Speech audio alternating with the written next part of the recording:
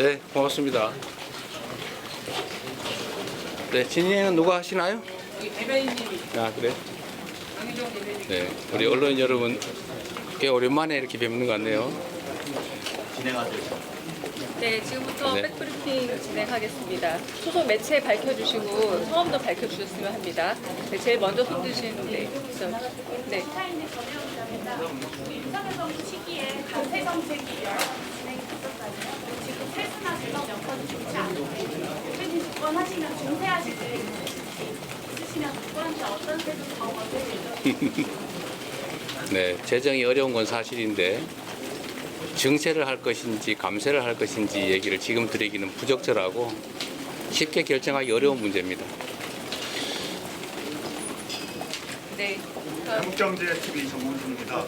지난 대선 때 핵심 비전은 이제 전환적 긍정 성장이었던 네. 기억하는데 이번에 이제 오늘 제시해 주신 K 이니셔티브는 또 어떻게 다른 건지 비교해서 설명을 해주시면. 뭐 두 가지가 뭐 완전히 다른 거다라고 말씀드릴 수는 없을 것이고 본질적 내용은 동일합니다.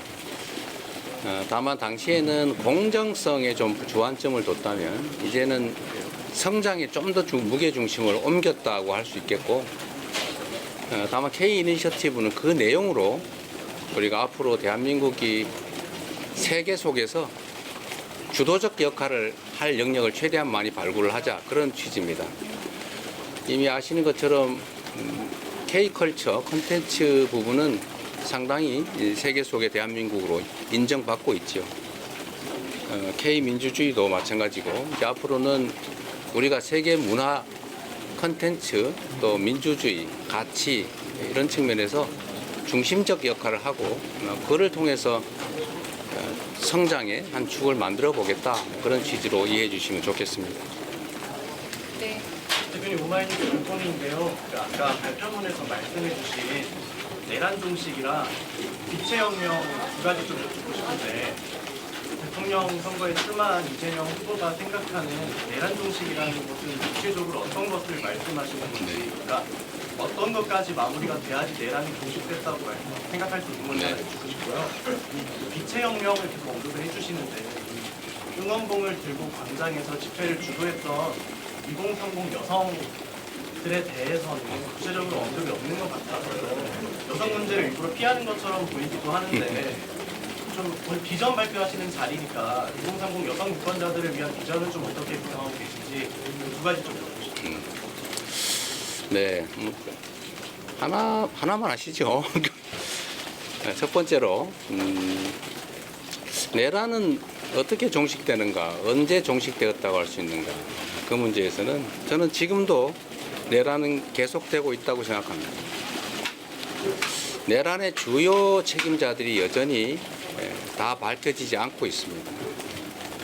일단 진상이 정확하게 드러나고 또 상응하는 명확한 책임이 부과되고 앞으로는 다시는 이런 일이 생기지 않게 하는 것, 그 제도적 장치, 사회적 합의가 완료돼야 저는 내란에 대한 청산이 끝났다라고 생각합니다. 안타깝게도 이 국가 질서의 근본은 헌법 그리고 그 하위 규범인 법과 규범들일 텐데 최고 규범인 헌법이 일상적으로 무시되고 심지어 파괴되고 있습니다. 잘 아시는 것처럼 지금 대통령 권한 대행이 내란 대행이라고 불리지 않습니까? 이런 상황들이 다 정리되어야 된다. 여전히 헌법 파괴 세력, 내란 세력은 준동하고 있는 상태다. 이렇게 봅니다. 이 빛의 혁명 과정에는 모든 국민이 함께 했지요. 그건 국민들이라고 하는 거대 공동체 모두의 성과이고 모든 국민과 함께 가야 될 일이다. 이렇게 생각합니다. 네.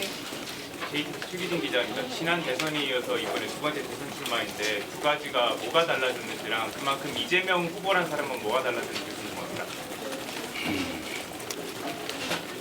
너무 어려운 질문이네요. 많은 게 변했지요. 객관적인 국가 상황도 많이 변했습니다. 지금은 그때 당시에는 더 나은 세상을 향한 경쟁이었다고 한다면 지금은 대한민국이 나락으로 떨어지지 않게 막을 것이냐, 제자리를 찾아서 앞으로 나아갈 것이냐가 결정되는 그런 국면 같습니다. 저번 대선에서는 최소한 반헌법 세력, 반국가 세력들에 의해서 저는 이 반국가 세력이라고 보죠. 진정한 의미의 반국가 세력. 이 반국가 세력에 의한 공동체 파괴의 위협, 이런 게 저번 대선에 최소한 없었습니다. 그러나 이번에는 내란이 계속되고 있다고 말씀드린 것처럼 국가 공동체를 파괴하려는 그런 시도를 하는 세력이 여전히 남아있죠. 그래서 이거는 말씀드렸던 것처럼 파괴와 퇴행의 과거로 갈 것인지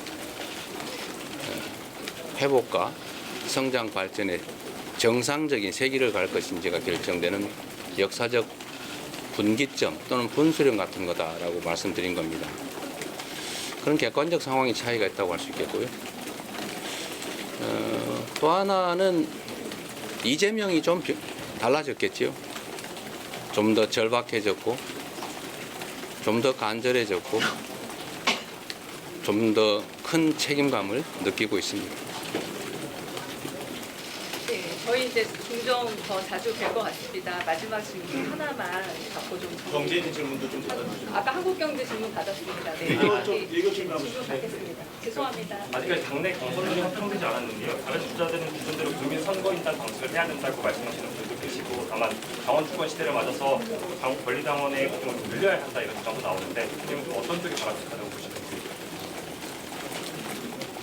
제가 선수인데 심판의 규칙에 대해서 뭐라고 말하겠습니까?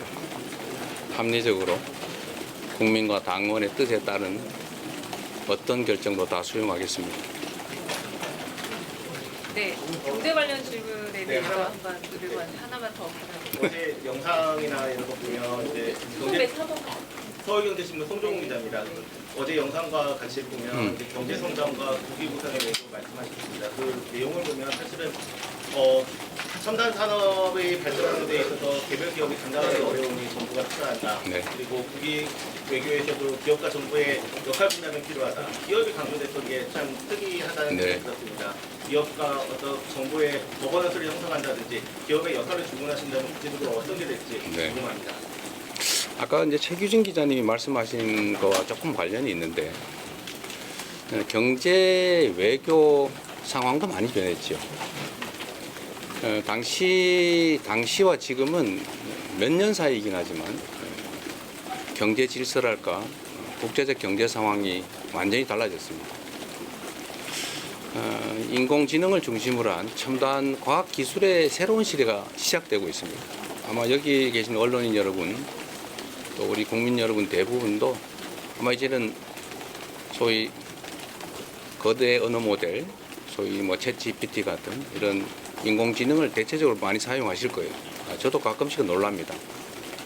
우리 보좌진들보다 훨씬 낫다는 생각을 할 때가 있어요. 미안합니다.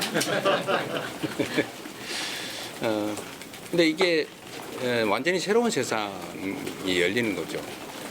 그런데 경쟁은 국가 단위 경쟁을 넘어서서 이제는 사실 국가의 경계가 사라졌습니다. 그런데 경제적 경쟁 활동은 사실 다 기업들이 하게 되죠. 그런데 그 기업들도 이제는 국가 내의 대기업이라고 불리는 정도 가지고는 안 되고 소위 글로벌 기업으로 정말 초거대 자본력, 기술력을 필요로 합니다. 근데 개별 기업들이 감당하기가 어렵죠. 그래서 지금은 기술 투자든 연구 개발이든 인재 양성이든 또는 새로운 사업을 시작해서 세계 경쟁에 나서든 개별 기업 단위가 감당하기 너무 어렵습니다. 그래서 국가 단위의 관여, 지원, 투자, 협력이 반드시 필요하죠. 그런 역할을 새롭게 시작해야 되겠다. 그 말씀을 좀 강조해서 드린 겁니다. 결국 국가의 부는 기업이 창출하죠. 또 국가 간 경쟁을 넘어서서 글로벌 경쟁들은 기업이 하죠.